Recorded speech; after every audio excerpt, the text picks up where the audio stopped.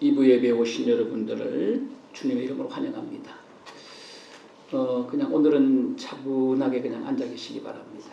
예. 제가 오늘 말씀을 나누기 전에 오늘 우리 갈렙교에 대한 영상을 이렇게 보면서 찬양을 우리가 드렸는데, 갈렙교회를 조금 소개할 수 있도록 그렇게 할게요. 지난주 수요일 날이 우리 갈렙교회를 창립한 지 8주년이 돼서 8주년 감사 예배를 하나님 앞에 드렸고, 그 영상 배경으로 해서 오늘 찬양을 이렇게 만들었습니다. 제가 큰리교회를 29년째 목회를 하고 있습니다. 제가 했던 여러 가지 사역들이 있습니다. 그 중에서 지금 와서 돌아보니까 가장 잘했던 것, 정말 가장 제 목회 사역에 있어서 가장 잘했던 것, 그것은 바로 갈렙교회를 창립한 겁니다. 그게 제가 29년 동안 목회하면서 가장 탁월한 선택, 가장 잘했던 사역이라 그렇게 저는 생각하고 있습니다. 요새 그런 생각을 합니다. 다른 교회에서 흔히 경로대학, 그래가지고 경로대학을 하잖아요. 제가 경로대학을 시작을 했습니다. 7년 동안 했습니다. 경로대학을. 한 300명 정도 매주 토요일 모여서 경로대학을 했습니다.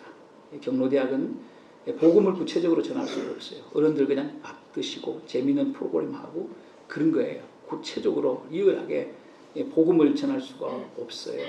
제가 이 경로대학을 하게 된 동기가 뭐냐면, 앞으로 노인 선교를 위해서 노인을 공부하자는 겁니다. 왜냐하면 21세기는 대한이 노인 선교예요. 젊은이들은 교회를 다 떠납니다. 앞으로.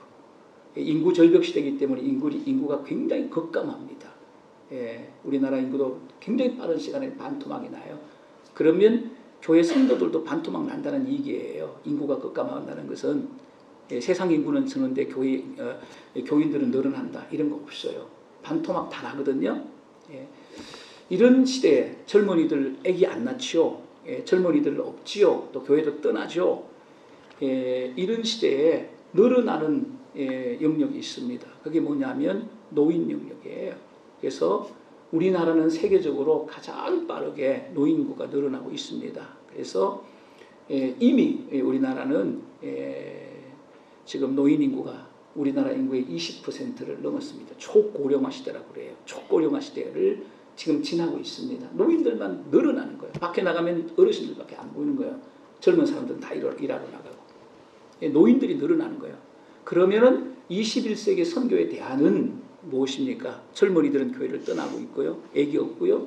노인들입니다. 늘어나는 그 세대입니다. 노인 세대입니다. 이게 21세기 선교의 대안이다. 저는 그렇게 10년 전에, 15년 전에 그런 생각을 했던 겁니다.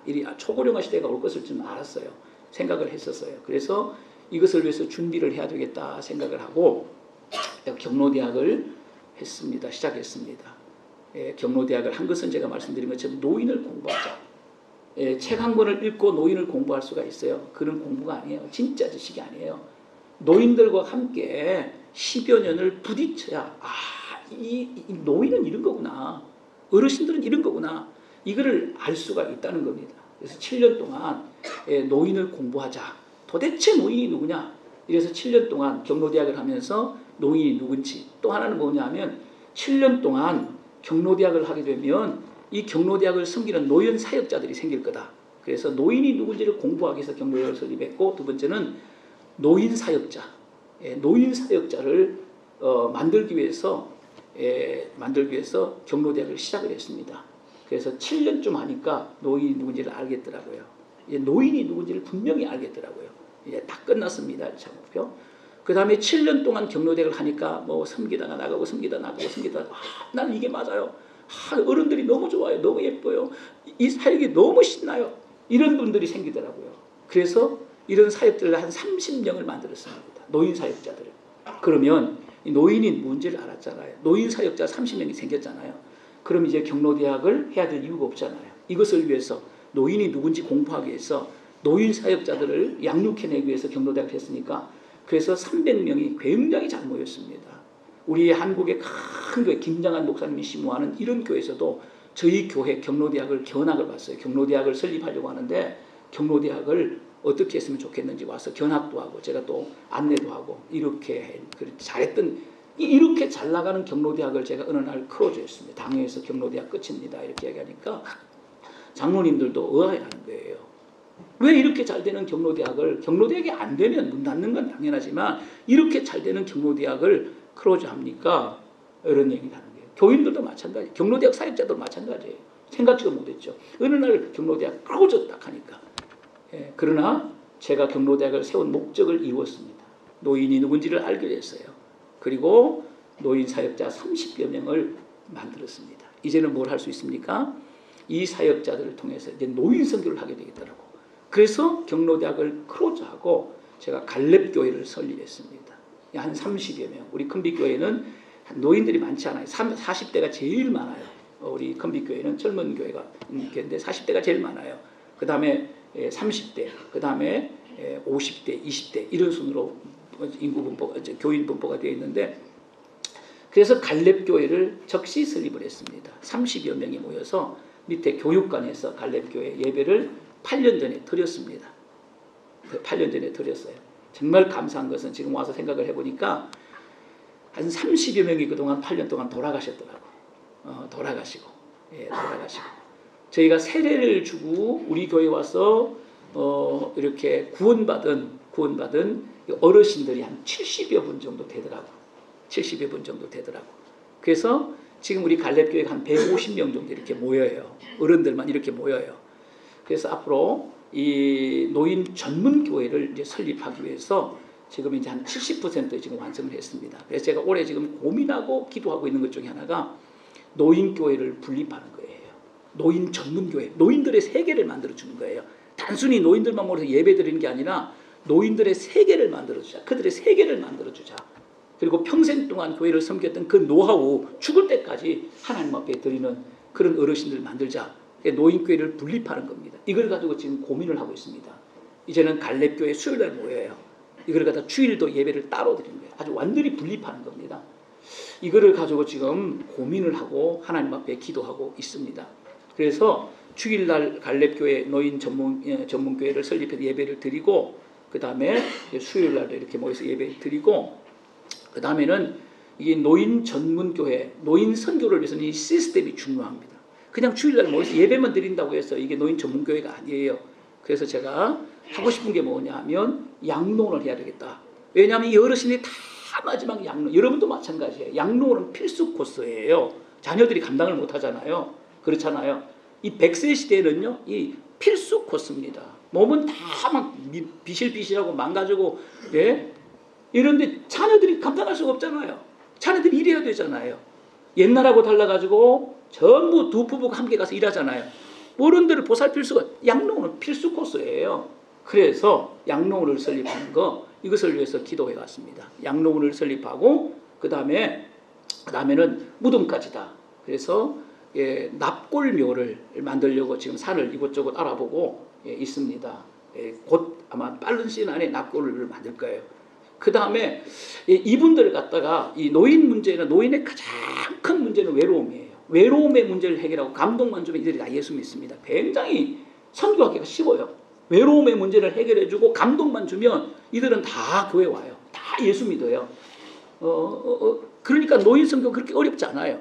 이 외로움의 문제를 해결하기 위해서는 사랑방을 하나 만들겠다는 거예요. 한 30평 정도 되는 사랑방을 만들어서 거기 카페도 만들고 방도 만들어서 노인들 집에 있지 말라. 혼자 집에 있지 말라. 전부 아침에 가가 우리 교회 차가 많고 교육자들 많으니까 출근해서 우리가 EM하고 기도회 한 다음에 전부 가가지고 어른들 모셔오는 거예요.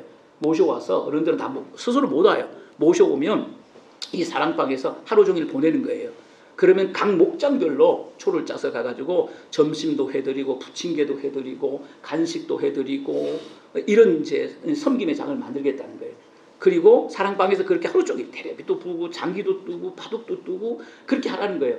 그 다음에 작은 영화관을 하나 만들어가지고 몇십 명 되는 작은 영화관을 하나 만들어서 일주일에 한 2편씩 영화를 그리고 다큐멘터리 같은 걸 보여주겠다는 거예요. 옛날 영화들 이런 것들 어른들이 좋아하는 이런 영화관을 하나 만들고 그 다음에 카페 하나 만들어서 친구들 데리고 오라 이거예요. 여기서 커피 다 그냥 드릴 테니까 점심도 그냥 드릴 테니까 친구들 데리고 와서 여기서 놀라는 거예요. 얼마나 놀이터입니까? 좋은 놀이터입니까? 이게 접촉점이거든요. 이런 사랑방을 하나 만들겠다는 거예요. 그래서 노인 전문교회를 설립해서 그다음에 양로원을 만들고 그다음에 사랑방을 만들고 그다음에 낙골묘까지. 이게 이제 제가 구상하는 노인 선교의 시스템입니다. 이 모델을 만들어서 한국교회에 소개하려고 그러는 거예요. 그런데 지금 정말 감사한 것은 어느 날 저희 교회 바로 앞에 어느 장로님 권사님이 저희 교회를 등록을 했어요. 장로님이라서 저기 연락이 왔어요. 어떤 분들이 장로님이 우리 교회를 등록하려고 그러는데 목사님 좀 만나주세요. 그래서 제가 오지 말라고 그랬어요. 안 만난다고 그랬어요. 장로가 왜 우리 교회 오냐고. 오지 말라고. 장로가 왜 오냐고. 오지 말라고. 목사님 동두천에서 이게 심호하고 계시는데 지금 이게 우리 컴비교회 바로 앞에 와가지고 지금 요양원을 한다는 거야. 사가지고 와가지고 요양원을 한다는 거야. 그 교회를 옮길 수밖에. 그래도 오지 말라고. 제가 그랬습니다. 제가 그랬는데 그냥 와서 등록을 해버렸어요. 제가 오지 말라고. 그냥 와서 어느 날 등록을 해버렸어요. 그래서 제가 이분을 만나서 대화를 쭉 하는데 강남에 사시는 부자예요. 강남에 사시는 부자인데 부인이 이 노인들에게 아주 꽂혔어요. 평생을 노인들에게 복음 전가하며 사시겠다는 거예요. 그는 예수 안 믿고 죽어가는 모습을 보면서 너무 안타깝기 때문에 이 노인들 예수 믿게 해서 천국 보내겠다는 거예요. 그 사명으로 어려운 일을 하고 있어요. 저녁에는 그 양로에 자더라고. 강남에 그 좋은 집 놔두고 여기서 주무세요. 두 분이. 주무시고 이렇게 살아가는 분이에요. 그래서 이분과 대화하고 교제하면서 사명자구나 이런 걸 깨달았어요. 그러면서 제가 생각한 건 뭐냐. 하나님, 제가 양로원 하겠다고 지금 어르신들이 돈을 모으고 있어요. 지금 뭐 한 2천만 원 정도 이렇게 어른들이 뭐 1,000원도 내고 10,000원도 내고 10만 원 내고 매달 이렇게 해가지고 어른들이 만들라고 그랬어요. 스스로 만들라고. 양로원 만들라고. 돈을 모으고 있는 중이에요. 이렇게 모으고 있는 중인데 이게 뭘까 고민을 하다가 기도 응답이구나. 하나님께서 양로원을 세워주셨구나. 이런 생각이 드는 거예요. 제가 가보니까 400평이에요. 한 층을 다 사버렸어요. 다 사가지고 양로원을 하는데 한 80명 정도 되는데 티오가 안 나. 냄새가 하나도 안 나고 얼마나 친절한지 몰라요. 정말 친절하고 깨끗합니다. 뭐 이 사명으로 하는 거기 때문에 다르잖아요. 돈 벌기 사는 게 아니잖아요. 최선을 다해서 어른들을 섬기는 냄새 하나 안 나는 거예요. 우리 정상희 전사님 가가지고 한 달에 2번씩 예배를 드리고 있거든요. 예배 드리고 이렇게 하고 있는데 제가 그걸 보면서 하나님께서 양로원을 응답하셨네. 양로원을 만들 필요가 없어. 너무 멋있는 양로원을 주셨어. 우리 교회 어르신들이 한 분 들어가고 두 분 들어가고 세 분 들어가고 네 분 들어가고 5분 들어가고 6분, 7분 들어가고 10명. 그거 우리 거네. 그거 우리 거네, 우리 거. 그래서 제가 어저께 장로님을 만났어요. 장로님, 기도의 응답이고 앞으로 큰빛교회하고 MOU를 맺어서 큰빛교회 지정 양로원을 하면 어떻게 해서 목사님 좋습니다. 그러면 그 건물에 30평 정도의 사랑방을 만들어야 됩니다. 그래야 제가 원하는 노인 선교 시스템이 만들어집니다. 그걸 위해서 기도해 주세요. 30평을 만들어야 됩니다. 본인이 할지는 모르겠습니다만 혹시 여러분들 중에 전세 얻으면 돼요. 전세 얻으면 됩니다. 30평 정도를 이제 얻게 되면 이제 노인 전문교회 시스템이 갖추어집니다. 그 다음에 이제 낙골묘가 만들어지게 되면 무덤까지 가는 것입니다. 혹시 열받은 분이 있으시면 저한테 고발해 주시면 감사하겠습니다. 그래서 오늘 이제 갈렙교회 영상에 나도 몰랐어 이게 나올지. 근데 앉아 있으니까 이게 나오는 거예요. 그래서 오늘 이런 비전을 여러분들에게 드리는 것입니다. 앞으로 이 노인 선교 굉장히 중요합니다. 지금 이 일을 제가 이제 마지막에 감당하려고 하는데 여러분 기도 많이 해주시기 바랍니다. 오늘부터 새 예루살렘에 대한 얘기를 나누어 드릴 거예요. 오늘 비도 오고 하니까 그냥 천천히 앉아서 편하게 들으시기 바랍니다. 제가 한 3시간 할 테니까 이렇게 아시고 새 예루살렘 지금 하나님의 나라에 대한 얘기를 지금 나누고 있잖아요. 그런데 우리가 이 계시록을 21장, 22장을 읽어보면은요, 우리가 하나님의 나라는 분명히 맞는데 굉장히 이상한 하나님의 나라를 믿게 되는 거예요. 비성경적인 하나님의 나라를 믿을 수밖에 없도록 되어 있는 거예요. 왜냐하면 우리 성도들은 있잖아요. 이 요한계시록이 묵시문학인지를 모르는 거예요. 묵시적인 방법으로 계시록을 기록한 걸 모르는 거예요. 그러니까 문자적으로 성경을 이해하는, 하나님의 나라를 이해하는 거예요. 여러분 이 문자대로 하나님의 나라를 이해하게 되면 이게 앞뒤도 안 맞고 있잖아요. 이게 헷갈리는 것이에요. 이게 성경이 말하는 하나님의 나라가 아니에요. 이게 상징이에요. 상징. 묵시문학입니다. 그러니까 문자대로 해석하면 안 돼요.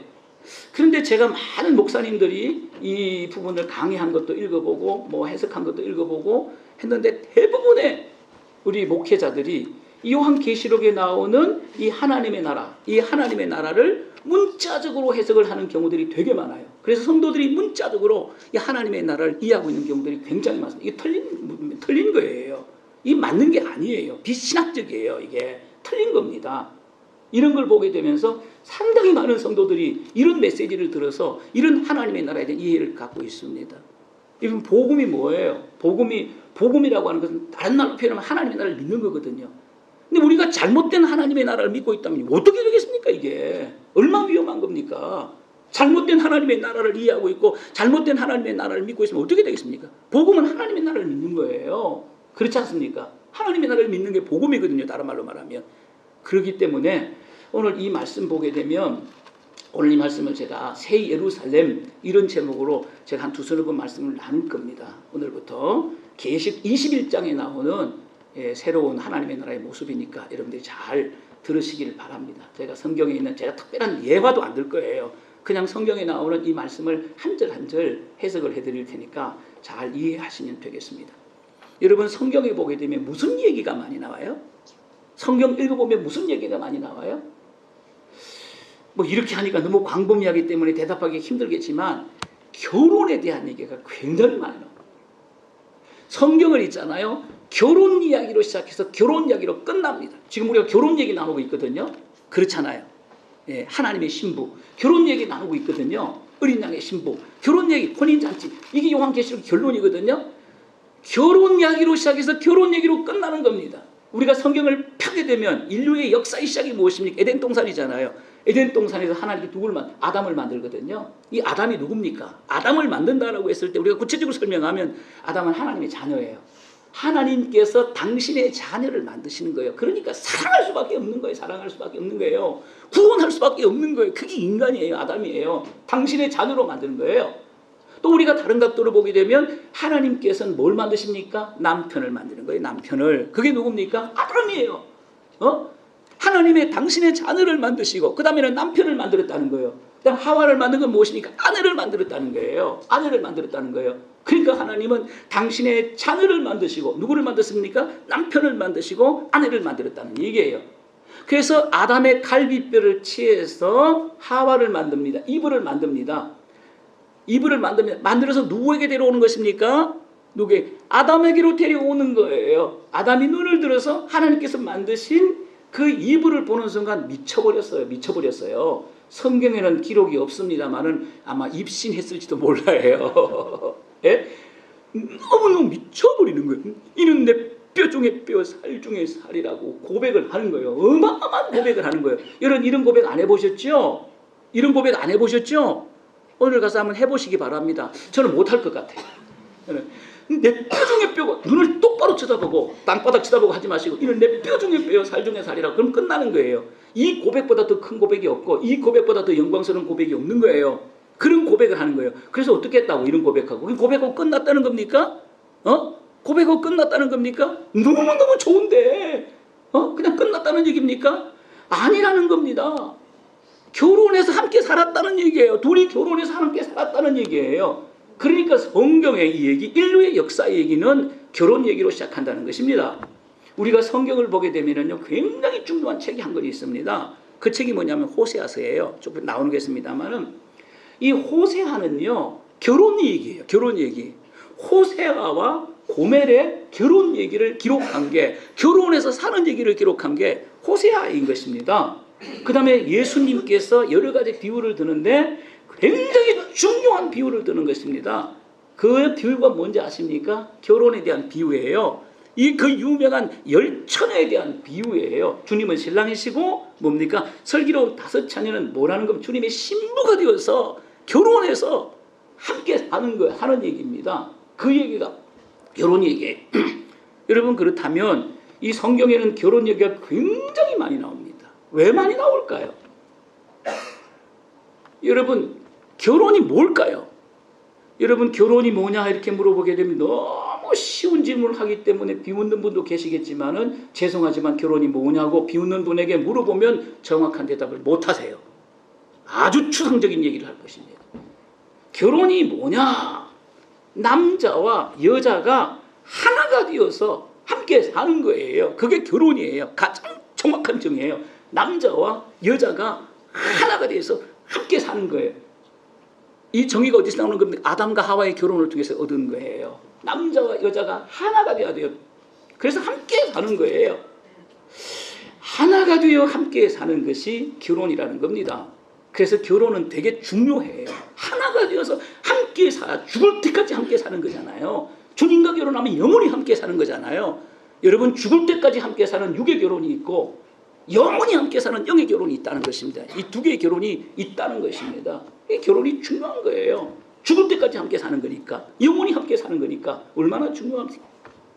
여러분 성경의 주제가 무엇입니까? 성경 66권을 하나님께서 왜 썼어요? 성경의 주제가 무엇입니까? 인류의 구원이에요. 인류의 구원. 인류의 구원입니다. 그래서 성경을 해석할 때는 구속사라고 하는 맥락으로 성경을 봐야 하는 것입니다. 인류의 구원, 인간의 구원입니다. 인간의 구원을 위해서 하나님께서 성경을 우리에게 주신 것입니다. 성경의 주제는 인류의 구원, 인간의 구원입니다. 여러분 성경은 이 인간의 구원을 어디에다가 비유합니까? 결혼에다가 비유를 하고 있다는 겁니다. 그래서 결혼 얘기가 많이 나온다는 겁니다. 성경에 인간의 구원을 결혼에다가 비유하고 있다는 것입니다. 여러분 인간의 구원을 결혼에다 비유한 대표적인 책이 제가 조금 전에 말씀드린 호세아예요. 여러분 호세아가 누굽니까? 선지자예요. 가장 거룩한 선지자예요. 선지자. 거룩한 선지자입니다. 그런데 이 거룩한 선지자 하나님께서 말씀하세요. 누구하고 결혼하래요? 가장 천한 여자인 있잖아요. 창녀. 가장 천한 창녀인이 있잖아요. 고멜과 결혼하라는 거예요. 왜? 가장 거룩한 선지자가 가장 거룩한 여자와 결혼을 해야 되잖아요. 그게 상식 아닙니까? 아주 상식적인 말씀을 하세요. 가장 거룩한 선지자 이 호세아를 보고 하나님 말씀하십니다. 가장 천한 창녀와 결혼해서 살라는 것이에요. 살라는 얘기예요. 그래서 선지자 호세아와 창녀인 고멜이 결혼해서 사는 얘기가 호세아서예요. 여러분 이 호세아서는 비유잖아요. 여러분 선지자 호세아가 누굽니까? 하나님이에요. 하나님을 상징하는 거예요. 하나님을 비유하는 인물이에요. 여러분 창녀인 고멜이 누굽니까? 죄인을 비유하는 인물이에요. 그러니까 하나님이 호세아서는 뭡니까? 죄인과 결혼을 해서 함께 사는 얘기예요. 완전한 결합을 의미하는 거예요. 그래서 호세아가 고멜을 통해 몰라서 자녀를 낳는 거예요. 완전한 결혼이에요. 호세아가 창녀가 도망가요. 예? 얼마나 감사한 일입니까? 그 은혜를 깨닫지 못하고 자꾸 도망가요. 가서 돈 주고 찾아옵니다. 그게 하나님의 구원이라는 거예요. 결혼하게 되면 끝이라는 거예요. 우리가 하나님과 결혼하게 되면은요, 영원하다는 거예요. 영원하다는 것입니다. 이 하나님의 결혼 얘기예요. 그러므로 호세아서 이야기는 하나님께서 죄인과 결혼해서 함께 사는 이야기입니다. 그래서 성경은 이 구원을 설명하기 위해서 이제는 계시는 점진적이잖아요. 구약에서부터 점진적이잖아요. 계시가 계속 드러나잖아요. 그래서 구원을 설명하기 위해서 뭐라고 얘기하는 것입니까? 원색적인 주님의 마음을 드러내는 거예요. 예수님을 신랑이다 이렇게 원색적으로 표현하는 거예요. 성도를 신부다 이렇게 표현하는 거예요. 이게 성경의 이야기예요. 이것을 설명하는 그 유명한 비유가 무엇입니까? 신약의 열처녀 비유예요. 예수님은 신랑이시고 슬기로운 파시처녀는 신부라는 겁니다. 이처럼 성경은 천국을 어디에다 비유합니까? 혼인잔치에다가 비유하는 거예요. 비유. 설명이 불가능하기 때문에 비유하는 거예요. 문자대로 믿으면 안 되는 거예요. 설명이 불가능하기 때문에 비유법을 쓰는 거예요. 제가 비유법을 쓰는 중요한 이유를 말씀을 드린 적이 있어요. 아주 중요한 것을 있지 않습니까? 아주 중요한 것을 정확하게 전달하기 위해서 비유를 쓰는 것입니다. 너무 어려운 얘기를 쉽게 전달하기 위해서 비유를 쓰는 것입니다. 여러분 천국은 설명할 수가 없어요. 인간의 언어로 설명되어지는 것은 천국이 아니라는 거예요. 완전은 어떻게 불완전한 인간이 불완전한 언어로 설명하겠습니까? 말이 안 되는 거예요. 그래서 천국을 뭡니까? 혼인잔치집에 비유하는 겁니다. 신랑이신 예수님과 신부이신 성도들이 영원히 함께하는 결혼 생활이 하나님의 나라다. 하나님의 하나님의 나라다. 그것을 설명하고 있는 게 요한계시록 21장이에요. 1장이에요. 여러분 이제 하나님의 나라를 분명히 이해하셨죠? 이 얘기를 더 구체적으로 오늘 본문에 의지해서 설명할 수 있도록 하겠습니다. 우리 9절 말씀 읽습니다. 9절 시작. 7 대접을 가지고 마지막 7 지향을 담은 7 천사 중 하나가 나와서 내게 말하여 이르되 이리 오라. 내가 신부 곧 어린 양의 아내를 네게 보이리라. 뭐 보여주겠다는 거예요. 지금 하나님께서 천사가 요한에게 와서 말하는 거죠. 보여주겠다는 거예요. 보여주겠다는 거예요. 뭘 보여주겠다고 합니까? 어린 양의 신부를 보여주겠다는 거예요. 잘 들으셔야 됩니다. 어린 양의 신부를 보여주겠다는 거예요. 어린 양의 아내를 보여주겠다고 합니다. 보여주겠다는 거예요. 어린 양의 신부, 어린 양의 아내를 보여주겠다는 겁니다. 그럼 어린 양이 누굽니까? 요한계시록의 어린 양이 누구예요? 구약 성경에 나오는 어린 양이 누굽니까? 보라 세상죄를 지고 가는 하나님의 어린 양이로다. 누굽니까? 어린 양은 예수 그리스도예요. 여러분 계시록에 나오는 어린 양이 나오고 어린 양 나옵니다. 어린 양이 누굽니까? 예수 그리스도예요. 예수 그리스도. 어린 양은 누굽니까? 다른 말로 말하면 신랑입니다. 신랑. 어린 양의 아내, 그러니까 아내. 어린 양의 아내. 어린 양의 신부. 그럼 어린 양은 누구라는 거예요? 신랑이죠. 신랑. 어린 양은 신랑이에요. 어린 양은 남편입니다. 그렇다면 이 어린 양의 신부가 누구냐는 거예요. 어린 양의 신부가 누구냐는 거예요. 어린 양은 신랑이에요. 어린 양은 남편입니다. 그렇다면 지금 주님께서 보여주시고자 하는 그 어린 양의 아내, 어린 양의 신부, 어린 양의 부인은 누구냐 하는 것입니다. 예수님은 이것을 열처녀 비유를 통해서 신부가, 어린 양의 신부가 누구인지를 우리에게 계시하고 있는 것입니다. 마태복음 25장 1절에서 2절 우리 큰 소리로 읽겠습니다. 시작. 그때 천국은 마치 등을 들고 신랑을 맞으러 나간 10 처녀와 같다 하리니 그 중에 다섯은 미련하고 다섯은 슬기는 자라. 같다 하리니 비유의 비유. 설명이 안 돼요. 천국은요. 인간의 언어로 설명이 불가능한 거예요. 같다 하리니 비유입니다. 비유. 뭐뭐 같다는 비유법이에요. 같다 하리니 비유입니다. 뭘 비유하고 있는? 천국을 비유하고 있습니다. 그때의 천국은 천국을 지금 비유하고 있는, 설명이 안 되기 때문에 비유하고, 완전한 천국을 인간의 언어로 설명이 불가능해요.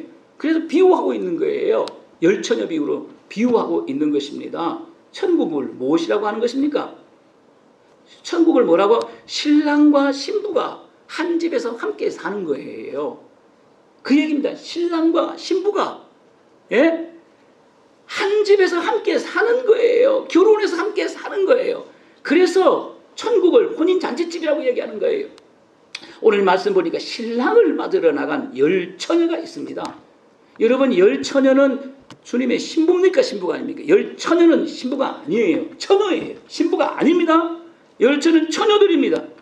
이 10 처녀들 중에 슬기로운 5 처녀만 신부예요. 10명의 이 자매들은요, 신부가 아닌 처녀예요, 처녀. 그래서 10 처녀 이렇게 얘기하는 거예요. 10 처녀 중에 슬기로운 5 처녀만 신부가 되었습니다. 어린 양의 신부, 예수님의 어린 양의 신부. 예수님의 신부는 누굽니까? 슬기로운 처녀들인 것입니다. 어린 양의 신부인 이 슬기로운 처녀들이 누굽니까? 누구냐는 겁니까? 계시록에 게시되어 있습니다. 계시록 19장 7절에서 8절 읽습니다. 계시록 19장 7절에서 7절 읽겠습니다. 시작. 우리가 즐거워하고 크게 기뻐하며 그에게 영광을 돌리세. 어린 양의 혼인 기약이 이르렀고 그의 아내가 자신을 준비하였으므로 그에게 빛나고 깨끗한 세마포 옷을 입도록 허락하셨으니 이 세마포 옷은 성도들의 오르리라.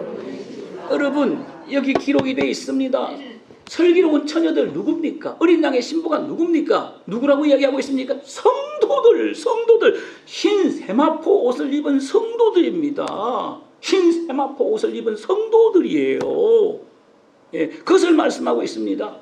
어린 양의 신부는 빛나고 깨끗한 세마포 옷을 입은 자인 것입니다.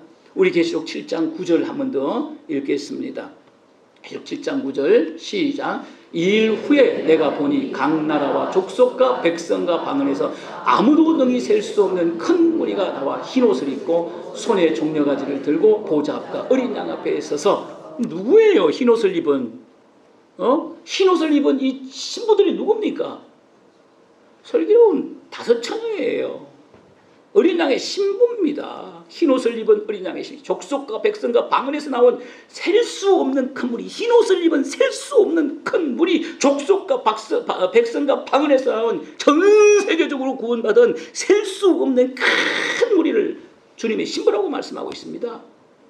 그러므로 어린 양의 신부는 전 세계적으로 구원받은 성도들의 공동체를 가리키는 것입니다. 천사가 요한에게 어린 양의 아내인 구원받은 백성들을 보여주겠다고 하는 것, 어린 양의 신부를, 어린 양의 아내를 보여주겠다고 하는 것은 구원받은 백성, 어린 양의 아내인 구원받은 백성들의 공동체를 보여주겠다고 말씀하는 것입니다. 그것이 무엇입니까? 10절 읽겠습니다. 시작. 성령으로 나를 데리고 크고 높은 산으로 올라가 하나님께로부터 하늘에서 내려온 거룩한 성령. 이해가 가세요? 이게 가세요? 신부를 보여준다고 그랬는데 신부는 안 보여주고 뭘 보여줍니까? 예루살렘 성을 보여주는 거예요. 거룩한 성을 보여주는 거예요. 성이 신부입니까? 이해가 가세요? 이게 문자적으로 보게 되면 이게 문맥적으로 하나도 안 맞는 얘기예요. 이게 이런 얘기가 세상에 어디 있습니까? 어린 양이 신부를 보여준다고 해서 있잖아. 보여준다고 그래놓고 뭘 보여줍니까?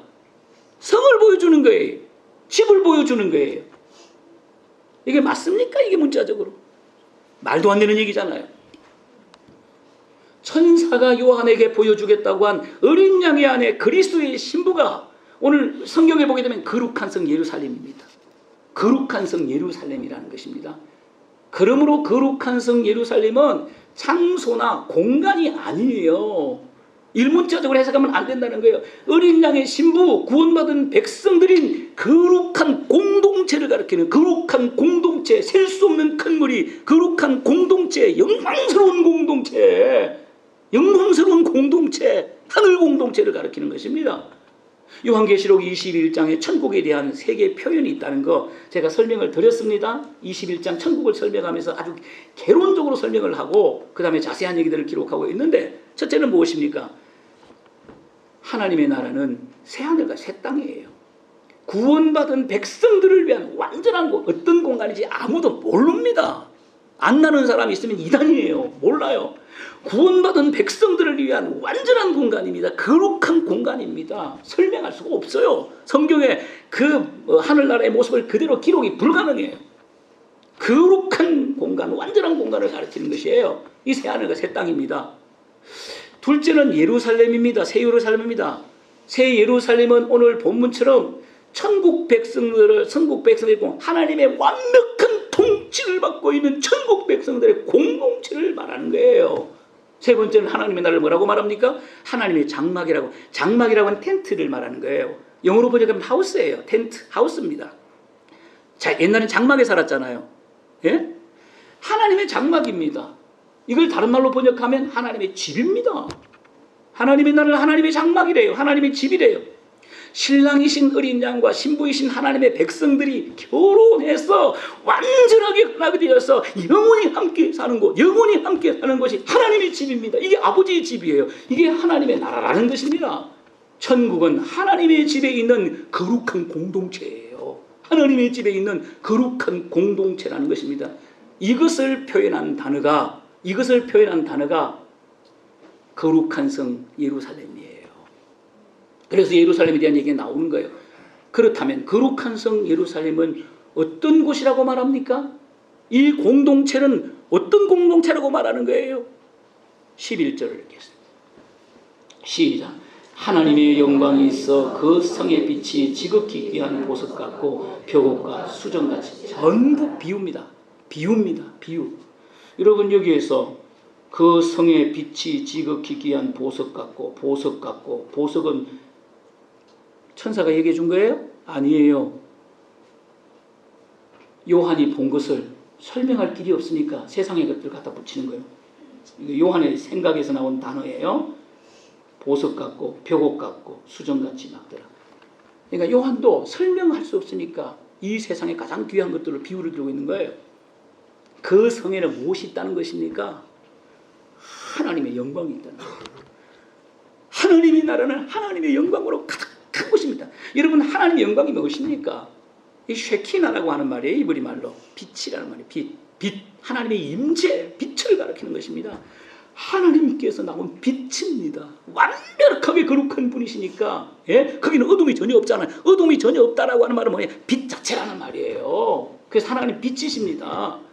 하나님께서 나는 빛입니다. 어떤 빛입니까? 설명이 불가능하니까 보석 같다, 수정 같다, 벽옥 같다, 그 요한이 갖다 붙인 거예요. 요한이 갖다 붙인 겁니다. 설명할 수 없는 빛, 설명할 수 없는 신비한 빛입니다. 우리는 이건 하나님의 나라에 알 수 있는 거예요. 아무도 몰라요. 하나님의 나라에 가야 알 수 있는 것입니다. 이걸 단순하게 하나님 영광으로 표현하고 있는 거예요. 너무도 찬란하고 너무도 아름다운 빛이기 때문에 사도 요한은 땅에 있는 가장 깨끗하고 가장 투명하고 가장 아름다운 벽옥과 수정과 보석에다가 비유를 하고 있다는 얘기예요. 진짜 보석 같지 않아요. 하나님의 빛이 수정 같지 않아요. 벽옥 같지 않아요. 그렇게 이해하고 있다면 오해한 거예요. 넌센스예요. 그렇습니다. 하나님의 나라는 신령한 하나님의 집에 있는 신령한 공동체이기 때문에 순결하고 아름답고 신령한 하나님의 빛으로 가득한 곳입니다. 이게 하나님의 나라라는 거예요. 이렇게 설명하고 있습니다. 12절 읽습니다. 시작. 크고 높은 성곽이 있고 12문이 있는데 문에 12천사가 있고 그 문들 위에 이름을 썼으니 이스라엘 자손 12지파의 이름들이더라. 제가 이것만 해도 몇 시간 강의해야 돼요. 진짜 굉장히 깊은 강의입니다. 막 신구약을 왔다 갔다 해야 되는 거예요. 몇 시간을 이것만 해도 강의를 해야 돼요. 오늘 그렇게 할 수가 없잖아요. 크고 높은 성곽이 있고 하나님께서 어린 양의 신부를 보여주겠대. 어린 양의 아내를 보여주겠대. 그래놓고 새 예루살렘을 보내. 이게 어린 양의 아내래. 이게 어린 양의 신부래. 그렇잖아요. 성이니까 무엇입니까? 성곽이겠죠. 어떤 성곽? 크고 높은 성곽이 있다. 크고 높은 성곽이 있다. 그냥 우리가 크다 이게 아니에요. 이게 여기 크다라고 하는 말은 높다. 우리가 생각할 때 그냥 높다. 63빌 때 이런 표현이 아니에요. 이런 표현이 아니에요. 크다. 이보다 더 큰 게 없어. 높다. 이보다 더 그거를 의미하는 히브리 말이에요. 이보다 더 큰 게 없어. 이보다 더 높은 게 없어. 그거를 이렇게 표현해놓고 이보다 더 큰 게 없고 이보다 더 높은 게 없다는 겁니다. 그거를 설명해놓고 있는 것입니다. 우리말로는 그냥 간단하게 크고 높은 성곽이 있고 이렇게 표현하는 것입니다. 그거보다 더 큰 게 없어. 그거보다 더 높은 게 없어. 거룩한 성 예루살렘은 크고 높은 성곽으로 둘려있다. 그러니까 하늘나라를 자꾸 성으로 이해하는 거예요. 성으로. 성으로 이해하고 있는 거예요. 문자적으로 이렇게 해석하게 되면 틀린 거예요. 예? 문자적으로 천국을 해석하면 거대한 성입니다. 거대한 성입니다. 아니요. 천국은 남한산성처럼 북한산성처럼 성으로 되어 있지 않습니다. 이거 지우셔야 돼요. 안 그래요. 천국은 성이 아니에요. 성이 아닙니다. 그러므로 천국은 성이 아니기 때문에 성곽이 없는 거예요. 성곽이 없는 거예요. 그런데 오늘 본문에는 크고 높은 성곽이 없어야 되는데 성곽이 있다고 말하는 것입니다. 천국에는 성곽이 있을 이유가 필요 없어요. 있을 이유가 전혀 없습니다. 성곽이 있을 이유가 없는 겁니다. 여러분 고대에는 성이 있었어요. 큰 성들이 있었어요. 그래서 성경에 산성이라는 얘기도 많이 나오고 제가 다 가봤어요. 예. 성이 필요한 이유는 적으로부터 보호받기 위해서 성이 필요한 거예요. 적이 없으면 성을 쌓을 이유가 있나요? 원수가 없으면 공격해오는 세력이 없으면 성을 쌓을 이유가 있나요? 그 힘들게 왜 성 쌓습니까? 적이 있으니까 성을 쌓는 거예요. 성은 반드시 적이 있어야 쌓는 거예요. 적이 있어야. 왼수가 있어야. 우리를 못 살게 굴고 우리를 공격하는 세력이 있어야 성을 쌓는 거야. 이게 없으면 성을 쌓을 이유가 없는 거예요. 그러므로 적이 있어야, 원수가 있어야, 공격하는 세력이 있어야 성을 쌓는 겁니다. 천국에 적이 있습니까? 없습니까?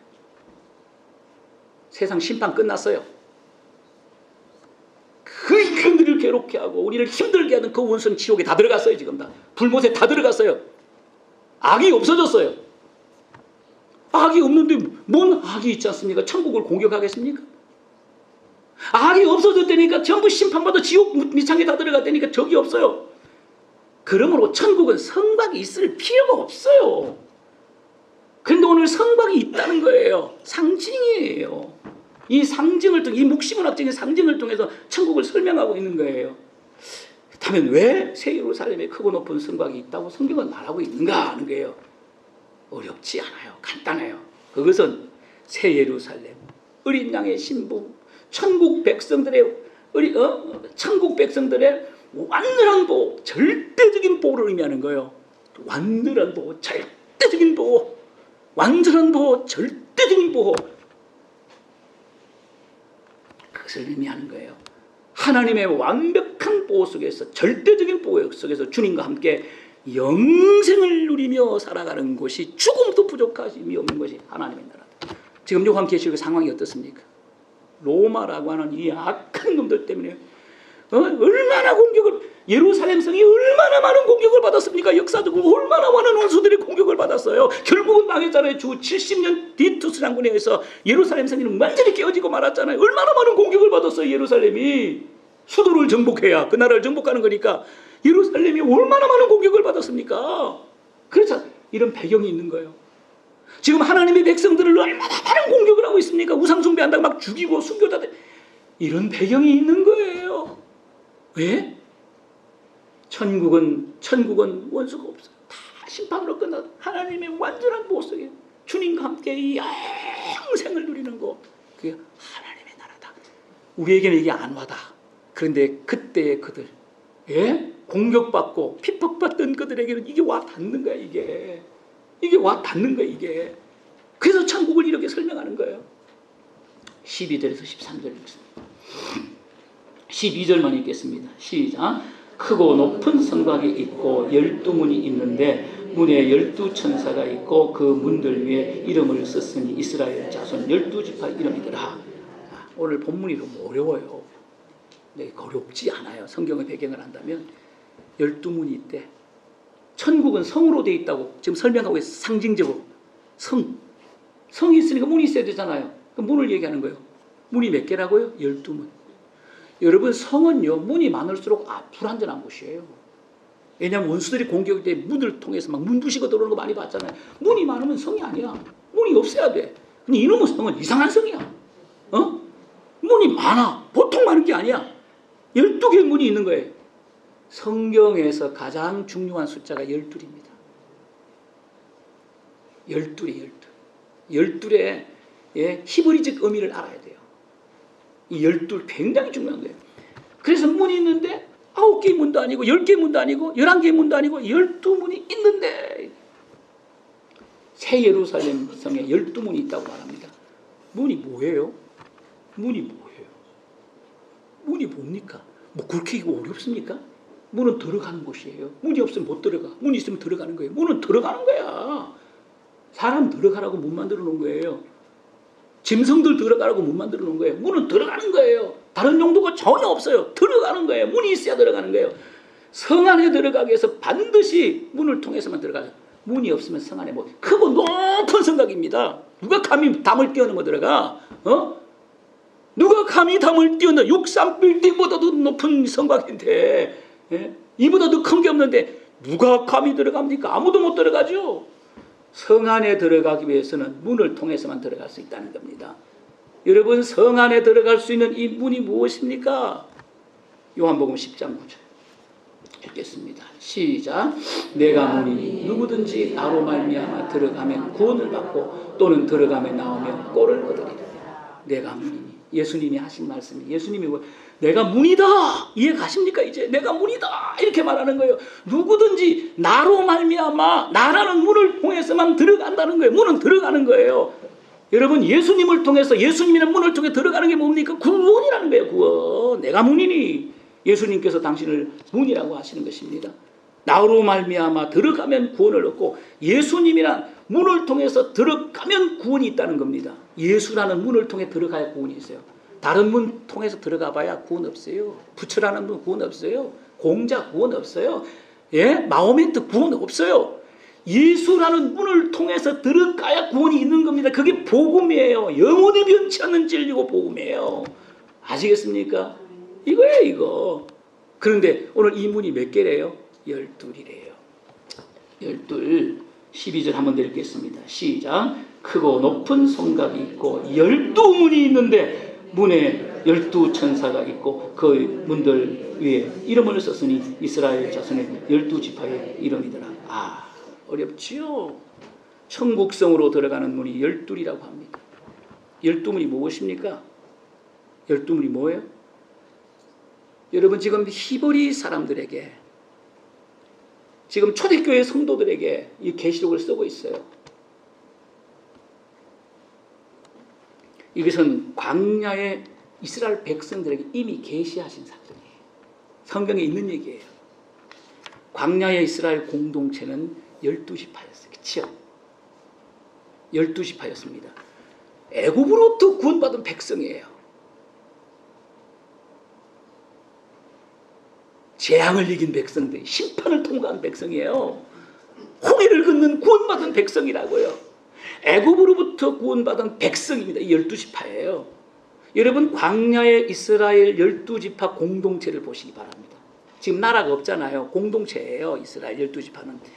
이스라엘 공동체를 보시죠. 여러분 광야에서 하늘에 구름 기둥이 머물잖아요. 가면 가는 거예요. 머물면 무엇입니까? 거기서 진치고 살아야 돼요. 진치고 살아야 돼요. 여러분 어떻게 진을 치는지 아세요? 아무렇게나 진치면 안 돼요. 법이 있어요. 하나님이 가르친 법이 있어요. 이게 중요한 거야. 제일 먼저 성막을 만듭니다. 성막을 갖다가 조립을 하겠죠. 다 떼가지고 이동을 하는 거니까 조립을 다 합니다. 그러면 동서남북에 진을 치는 거예요. 이게 민수기에 잘 나와 있어요. 진을 치는 거예요. 동쪽에 세 지파, 남쪽에 세 지파, 서쪽에 세 지파, 남쪽에 세 지파, 북쪽에 세 지파. 몇 지파? 12지파가 성막을 중심에서 진을 치고 사는 거예요. 예? 이것이 무엇입니까? 하나님을 중심한 12지파 공동체의 모습이에요. 하나님을 중심한, 성막은 하나님이니까 하나님을 중심한 12지파의 공동체라는 거예요. 공동체. 그래서 오늘 본문은 12문 위에 뭐가 있다는 것입니까? 12지파의 이름이 기록되어 있다라고 하는 것입니다. 그러므로 12문은 하나님의 은혜로 구원받은 백성들이에요. 하나님의 은혜로 구원받은 백성들을 가리킵니다. 영광스러운 백성들을 가리킨 거예요. 자, 14절을 읽겠습니다. 시작. 그 성의 곽에는 12기초석이 있고 그 위에는 어린 양의 12사도의 12 이름이 있다. 계속 12입니다. 이 상징적인 굉장히 영적인 굉장히 중요한 숫자예요. 그 성의 곽에는 그 성의 성곽에는 12기초석이 있고, 지금 예루살렘에서 어린 양의 신부인 예루살렘 성을 설명하고 있는 겁니다. 그 성의 성곽에는 12기초석이 있고, 여러분 성을 쌓기 위해서는 기초가 있어야 돼요. 기초가 없으면 성 쌓아도 무너져요. 이게 성경에 엄청나게 강조하는 부분이에요. 예수님께서 가르쳤던 아주 중요한 부분이에요. 기초석이 튼튼해야 무너지지 않는 집을 지어. 그게 뭡니까? 모래 위에 지은 집이 있어. 비가 나고 창수가 나면 무너져. 심판을 견디지 못한다는 거예요. 심판받는다는 거예요. 반석 위에 지은 집이 있어. 비가 나고 창수가 나도 무너지지 않아. 반석이 누굽니까? 예수 그리스도. 이 반석이 기초예요. 이건 기초가 없어요. 이 기초가, 예수 그리스도는 기초 위에 집을 세우니까 비가 나고 창수, 심판을 이기는 거야. 심판을 이기는 거야. 이게 구원받은 백성이라는 거예요. 반석 위에 집을 지어야 되는 거예요. 반석 위에 집을 지어야 된다는 거예요. 예? 그게 구원이라는 거예요. 그게 구원이라는 거예요. 성을 위해서는 기초성이 중요해요. 기초석이 없이는 절대 성을 세울 수가 없는 것입니다. 성을 세우는데 절대적으로 중요한 것이 기초석입니다.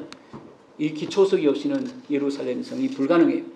그렇다면 이 천국성의 결정적인 기초석이 무엇입니까? 사도행전 4장 11절을 읽겠습니다. 시작. 이 예수는 너희 건축자들의 버린 돌로서 집 모퉁이의 머릿돌이 되었느니라. 성경에 이게 4번 기록되어 있어요. 4번. 베드로서에도 기록되고 여러 군데 기록되어 있어요. 복음서에도 있어요. 기록되어 있는데, 제가 사도행전 본문에서 이 예수가 누굽니까? 건축자들의 버린 돌로서 집 모퉁이의 머릿돌이 되었느니라. 이렇게 기록하고 있습니다. 예수님이 버린 돌이래요. 건축자들이 버린 돌이래요. 무슨 돌입니까? 건축자들이 버린 기초석입니다. 기초석. 예? 그래서 이 건축자들이 버린 이 기초석이 뭡니까? 집 모퉁이의 머릿돌이 되었다. 모퉁이돌이 되었다. 기초석이 되었다. 이 말이야. 쉬운 말로 말하면 예수님은 건축자들의 버린 돌이에요. 그런데 십자가에서 버려진 이 돌이 천국의 모퉁이 돌, 천국의 모퉁이 돌, 기초석이 되었다. 성경은 이렇게 기록하고 있는 겁니다. 성곽의 12기초석에 어린 양의 12제자 이름, 12지파의 이름이 기록되어 있어요. 성문에는 기초석에는 12제자 이름이 대비되는 거죠. 12지파의 이름이 기록되어 있고 12제자 이름이 기록되어 있다는 겁니다. 12지파의 공동체를 가리킨 거, 12제자 공동체를 가리키는 거죠. 정리합니다. 믿음이라고 하는 것은 이 어린 양의 12제자 이름이 있다고 합니다. 무엇입니까? 선택받은 백성들의 공동체예요. 선택받은 백성들의 공동체입니다. 예수님이 12제자는 예수님이 선택한 예수 공동체예요. 예수 공동체. 정리합니다. 사도 요한에게 보여주신 거룩한 새 예루살렘은 뭐라고 이야기합니까? 어린 양의 신부야. 건물이 아니야. 어린 양의 신부라니까? 사람이야, 사람. 어린 양의 아내야, 아내. 한 사람이 아니죠. 공동체. 구원받은 성도들의 공동체. 성곽의 12문에 12지파의 이름이 있습니다. 시내산에서 하나님과 결혼한 이스라엘 백성들의 공동체예요. 하나님의 신부입니다. 성곽의 12기초석에 12사도의 이름이 있습니다. 예수님과 결혼한 제자 공동체를 가리키는 것입니다. 12지파도 예수님의 신부요. 12사도도 예수님의 신부입니다. 그러므로 우리는 그리스도의 신부가 되는 것이 중요합니다. 신부가 되는 게 이게 하나님의 나라예요. 그리스도의 신부가 되는 게 중요하다는 거예요. 어린 양의 아내가 되는 게 이 인생의 가장 중요한 거예요. 그럼 어떻게 어린 양의 신부가 될 수 있습니까? 마태복음 25장 10절을 읽겠습니다. 시작. 그들이 살아간 사이에 신랑이 오므로 준비하였던 자들과 함께 혼인잔치에 들어가고 문은 닫힌지라. 뭔 얘기냐면 슬기로운 처녀와 미련한 처녀들이 있다는 거죠. 이 슬기로운 처녀가 누굽니까? 준비한 처녀예요. 미련한 처녀는 뭡니까? 준비가 덜 된 처녀예요. 이건 준비가 덜 된 처녀는 미련한 처녀예요. 준비가 완벽한 처녀들은 뭐예요? 슬기로운 처녀예요. 아시겠습니까? 주님과 혼인잔치에 들어가서 결혼해서 영원히 함께 산 이 주님의 신부가 누굽니까? 준비된 처녀예요. 준비가 덜 된 이 처녀들은 무엇입니까? 주님과 결혼하지 못했다는 거예요. 하늘나라에 못 따라갔다는 이 얘기예요. 어린 양의 신부가 되는 중요한 방법이 있습니다. 그게 무엇입니까? 준비하였던 자들은 함께 혼인잔치집에 들어가고, 이게 핵심 부분이에요. 준비하였던 자들은 함께 혼인잔치에 들어가고. 어린 양의 신부가 되기 위해서 해야 될 일이 뭘까요? 준비하는 거야. 준비해야 된다는 거예요. 준비한 자만 혼인잔치에 들어갈 수 있다는 거예요. 무엇을 준비해야 될까요? 에베소서 6장 15절의 말씀을 읽겠습니다. 오늘 결론이에요. 시작. 평안의 복음에 준비한 것으로 신으시오. 와닿습니까? 무슨 말인지 팍 와닿지 않잖아요. 여러분 이해하셔야 돼요. 여러분 헬라말을 우리나라 말로 번역하는 게 쉽지가 않아요. 쉽지가 않습니다. 저도 영어를 못하지만 번역을 조금 해봤어요. 쉽지 않아요. 이거 번역하는 거. 단어 선택하는 게 번역하는 데 가장 어려워요. 히브리 말이나 헬라 말은요 뜻이 20개씩 돼요. 많은 거는요. 그 중에서 가장 적합한 단어를 골라가지고 번역한다는 게 쉽지가 않아요. 여러분 그들의 사상하고 완전히 우리나라는 오른쪽에서 왼쪽으로 써나가냐, 그들은 왼쪽에서 완전히 다릅니다. 문자 자체가. 이거를 번역한다는 게 쉽지가 않아요. 저는 이해해요. 와닿지 않지요. 평안의 복음에 준비한 것을 신으시고. 와닿습니까? 공동 번역을 보게 되면 조금 이해가 돼요. 평화의 복음을 갖추어 신고. 이제 오죠? 평화의 복음을 갖추어 신고. 이 공동 번역 원문에 가까운 거예요. 사실은요. 공동 번역이 평화의 복음을 갖추어 신고. 이 말을 쉬운 말로 말하면 복음을 준비했다는 거예요. 복음을 준비했다는 거예요. 평화의 복음을 갖추어 신고, 갖추다가 준비했단 말이에요. 그렇습니다. 복음을 가지는 거, 복음을 믿는 게 우리 인생들이, 죄인들이 준비해야 될 가장 중요한 일이라는 거예요. 12문이신 예수 그리스도, 12기초석인 예수 그리스도를 믿음으로 주님과 결혼해서 주님과 함께 영원히 천국에서 영생 복락을 누리는 하늘종은 큰빛교회 성도들이 될 수 있기를 주님의 이름으로 축원합니다. 하나님 아버지.